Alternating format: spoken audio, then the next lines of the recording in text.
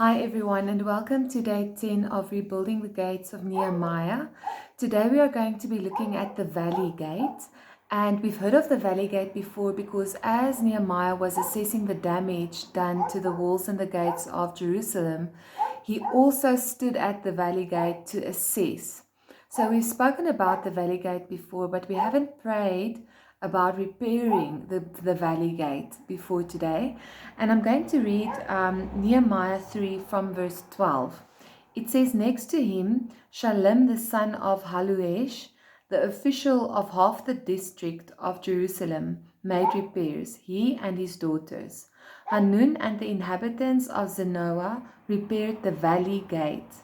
They built it and set up its doors with its bolts and its bars, and repaired 1,000 cubits of, that's about 1,500 foot of the wall as far as the refuse gate." So today we're going to focus on rebuilding the Valley Gate, and remember that as we speak of rebuilding, we are looking at the topic that the Lord has given you, and then we are focusing on rebuilding that area in terms of truth and peace. And we know that it will always be done together with sanctification, because Jerusalem was the holy city and we are those that are set apart for God. So as we begin, I've got a few scriptures that I would like to read to you. Let me just get them.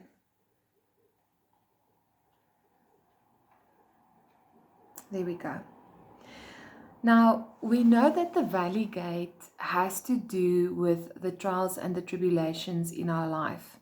And we know that these can be signs to us in terms of where we have to rebuild.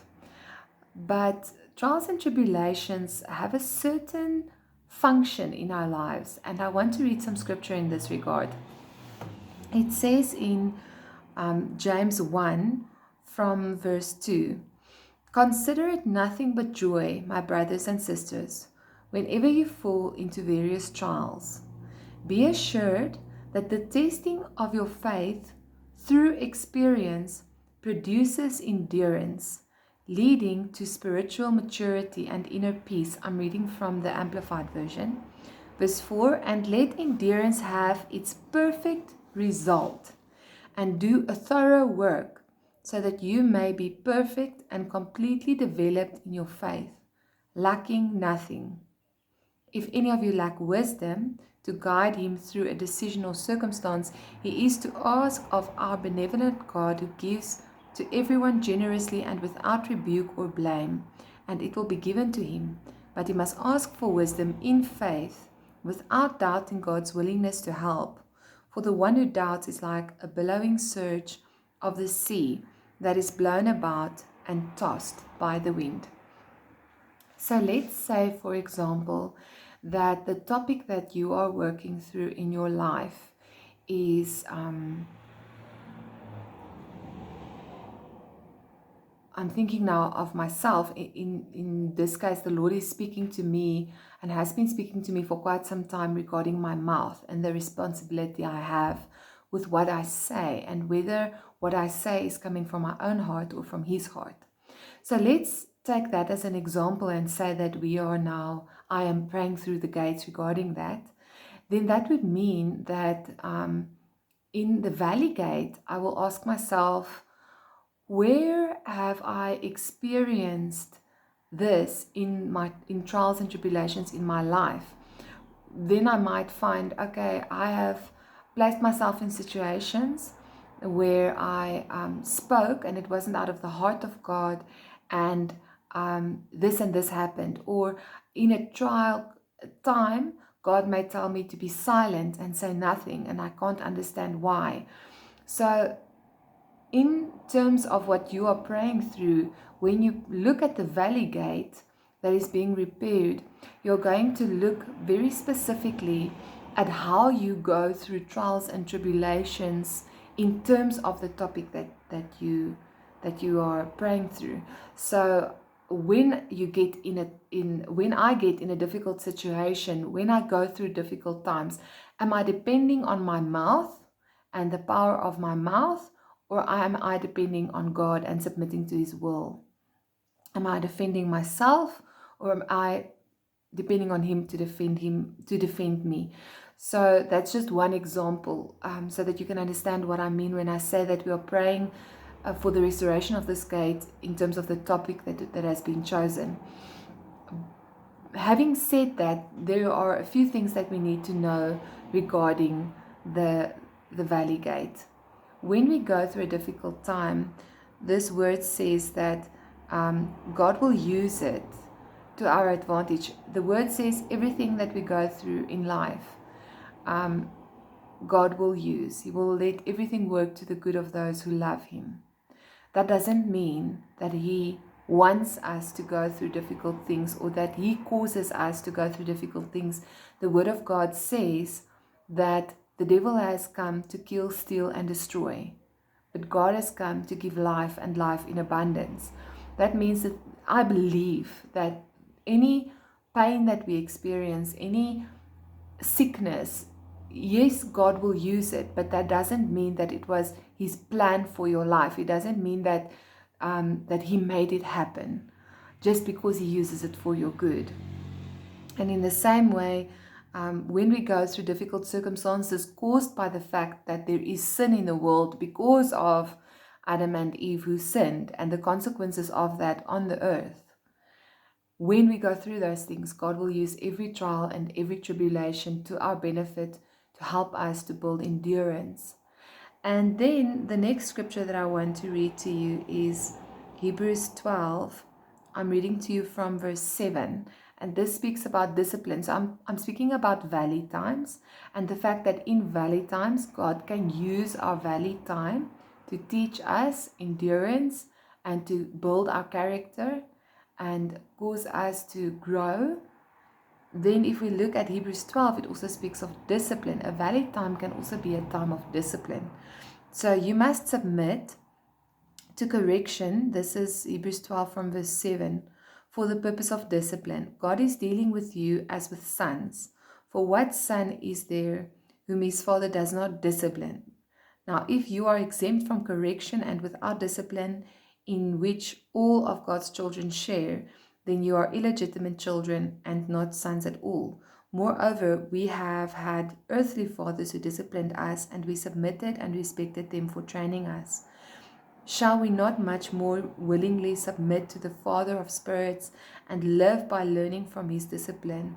For our earthly fathers disciplined us for only a short time, as seemed best to them, but He disciplines us for our good, so that we may share His holiness.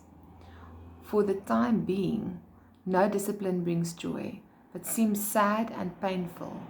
Yet to those who have been trained by it, afterwards it yields the peaceful fruit of righteousness, right standing with God, and a lifestyle and attitude that seeks conformity to God's will and purpose.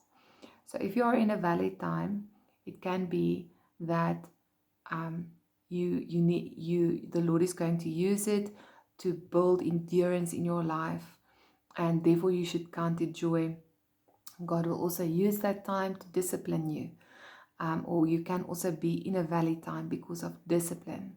And then it is important to remember that it is painful, but it yields the peaceful fruit of righteousness. And then something else that we find in the valley time, let me just read the scripture to us. It says, but He gives us more and more grace. This is James 4 verse 6 to 7. He gives us more and more grace through the power of the Holy Spirit to defy sin and live an obedient life that reflects both our faith and our gratitude for our salvation. Therefore it says, God is opposed to the proud and haughty, but continually gives the gift of grace to the humble who turn away from self-righteousness. So submit to the authority of God, resist the devil, and he will flee from you. So here it speaks of not being proud, but being humble, because God resists the proud. And when we read that, it's important to note that valley times will always cause humility. If we allow it to do a work in us, it will cause humility in us. And God resists the proud, but He gives grace to the humble. It says the same in 1 Peter 5. Likewise, you younger men, be subject, that speaks of submission again, to your elders, and all of you, clothe yourselves with humility to one another. For it says, tie on the servant's apron. For God is opposed to the proud, the presumptuous, and He defeats them, but He gives grace to the humble. Therefore, humble yourselves under the mighty hand of God.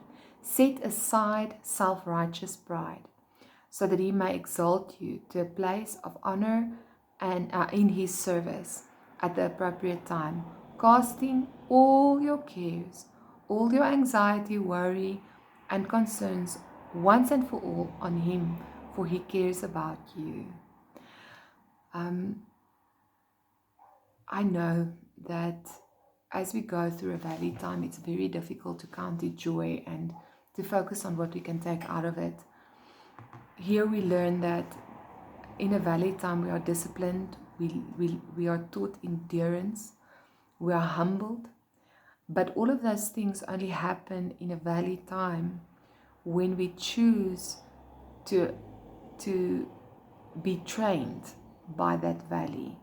You can go through something terrible and not learn a thing from it. But what a waste would that be? I would rather learn everything I can from it and make sure that the enemy is sorry that he put me through that time, because I learned so much. And one of the things that I want to encourage you to do at the Valley Gate is to praise God. I had a session with a lady a few days ago, and we had just such a remarkable breakthrough. She was in such a valley time, and the Lord just came with His truth and His peace and flooded her. And afterwards we were both so overcome by thanksgiving that we could only sing, and the song that came out of our mouths was Cast Your Burdens unto Jesus. And if you don't know the song, it is an awesome song, and it basically says, cast your burdens unto Jesus because He cares for you. Cast your burdens unto Jesus because He's there for you. And then it says, higher, higher, lift Jesus higher. And I just want to encourage you, when you're in a valley time, do not listen to your emotions. And as you pray through the valley gate, pray to God for humility, for endurance. Build that gate, build into that gate humility, endurance, to be trained by your valley times. And the pain that you have because of the valley times that you've been through, pray through those and cast your burdens unto Jesus. Just give them to Jesus and say to Him, Lord, this has been so difficult. I'm casting my burdens unto you. And then just allow Him to minister to you at the valley gate. God is, and I've shared this in the devotionals as well, but God is the God of the mountains and the valleys. He's not just God of the mountains. He's not just God when you are on top of the world. He's God of the valleys as well. He is God when you are flat on your face. He is God when you are going through difficulties and when you are not seeing the results of your prayers. He is still God, just the same. Just the same. Praise Him just the same. And be formed by your valley times. And if you find that in the topic that you are praying through, that always in valley times you make the same decision. Maybe in valley times you always feel disappointed with the Lord and draw away from Him. Or in valley times, whatever the topics that the Lord is showing you. How does that affect you in your valley time? And set that right. Repent, forgive. Build that gate strong so that when you go through a valley time again, you can be trained by it and receive the peaceful fruit of righteousness. Be blessed. Oh, no, wait. Can I please pray for you? Lord, in terms of the valley gate, I just want to bring every listener before you. You are faithful. Jesus, we want to lift you higher. Lord, I want to stand in the valley gate and worship and praise you. I want to sing your praises for every person that is standing at a valley, Lord, in a valley gate where those difficult times enter. Lord, thank you that you use everything for our good. Lord, that you use our pain to allow us to be taught endurance. Lord, that you do not, you say in your word, Lord, that not one single tears of ours is ever forgotten, but that you catch them in a bottle and that you know the number of them, Lord. And I pray that as you love us so much, that you will give us grace as we humble ourselves before you to learn everything we can from every valley experience and to always remember that you are God of the valley also. We love you, Lord. Please, Father, please give your children endurance, steadfastness. Let us not waver. Let us remember how good you are even when we cannot see it. Increase our faith. In Jesus' name, amen. Be blessed.